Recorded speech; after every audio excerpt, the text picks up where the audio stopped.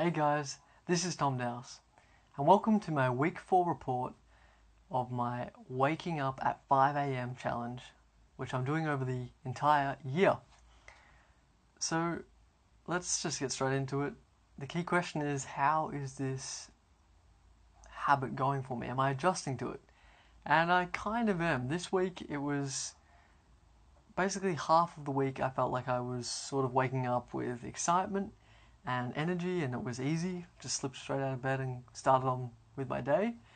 And the other half of the days kind of felt like there was this wall of resistance.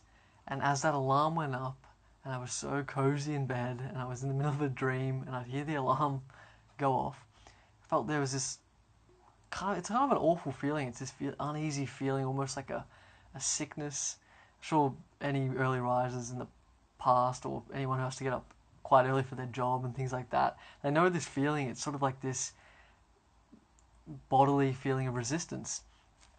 And it goes away really quickly, but it's very intense briefly until you pull yourself out of bed.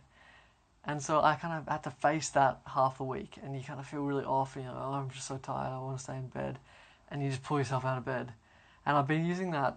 I haven't read that book, but many people have heard of that Mel Robbins book, The 5-Second Rule, where you count down from 5. And I think I did that once or twice during the week. You just count down from 5 to 1, and by 1 second you just pop out of bed.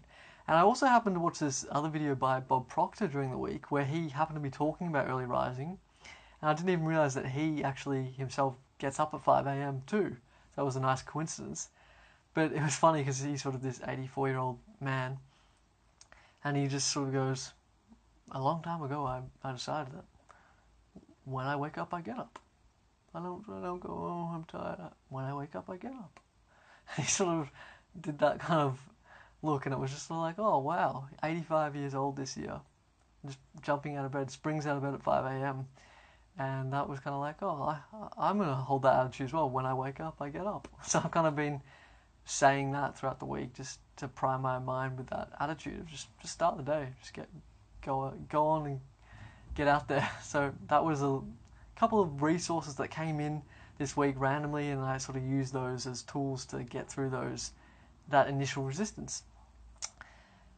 Now, another interesting thing I noticed was that throughout the week I started sort of deliriously hearing my alarm of the Alexa. Anyone who has an Alexa, it's sort of this like beeping sound. It's an unusual sounding of alarm.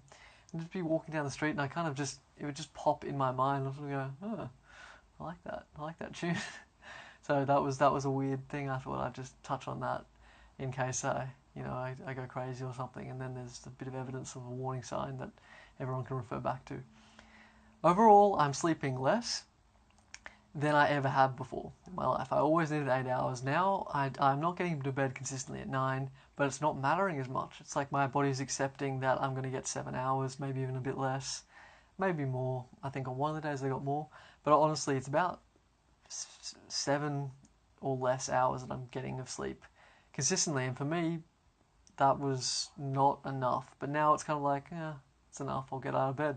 So that's an interesting thing, and it might be part of my brain sort of moving into that more adult phase where you need less hours of sleep than when you're sort of a bit younger in your teenage years, and that sort of transition where you can get away with 6 hours sleep. Some adults can get away with. So maybe that's factoring in randomly, but suspiciously, if it is. But that's what I'm noticing, is that it's not becoming that much of an issue that I'm sort of falling asleep past 9 p.m, even though the whole challenge was set with that parameter of falling asleep at 9 p.m. being a key time to aim for. So I've noticed that. Now, the final point is to do with productivity. And I keep saying for several weeks that I wake up and I do things, but I'm not really too clear on my goals. I'm not too clear on my weekly plans. I need to kind of clean that up so I'm using that time more productively. I did not get to it this week again, and here's why. I didn't realize that when I was starting this challenge that I was sort of going through another shift in what I wanted out of life. It's sort of like my goals were changing, and just learning a little bit more about specific things that I want in life. And when you kind of face that, that new goal pops out at you and you're not really ready to to look at it. You can kind of look at it, but you don't want to face it head on. It's that resistance.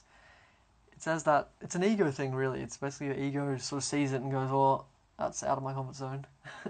So it takes a while for the ego to get on board. And what I've learned is that it's just this limbo land experience. That's what I like to think of it. It's so when you're floating around, you kind of know you're putting it off, but it's all part of the process because you're really charging yourself up with energy, priming yourself to face it head on and actually do something about it. And I worked out that this past fortnight has been much of that. It's been much of knowing I'm sort of having an idea here, an idea there, but I'm not ready to really start taking action on it. I want it to materialize and crystallize in my own mind a little bit more. And that actually happened for me at the end of week 4. So it was sort of week 2 to 4. I was shifting in my goals, and that hence I wasn't really using that productive time towards a specific trajectory or focus. So that should be in place, but we'll see how it goes this week. I'm going to try and plan the week out and get going on that. Overall, that's all to report for week 4. Please like it, please share this video, and subscribe to my channel, and stay tuned for all the next weekly updates and more life-changing videos to come very soon. Thank you guys.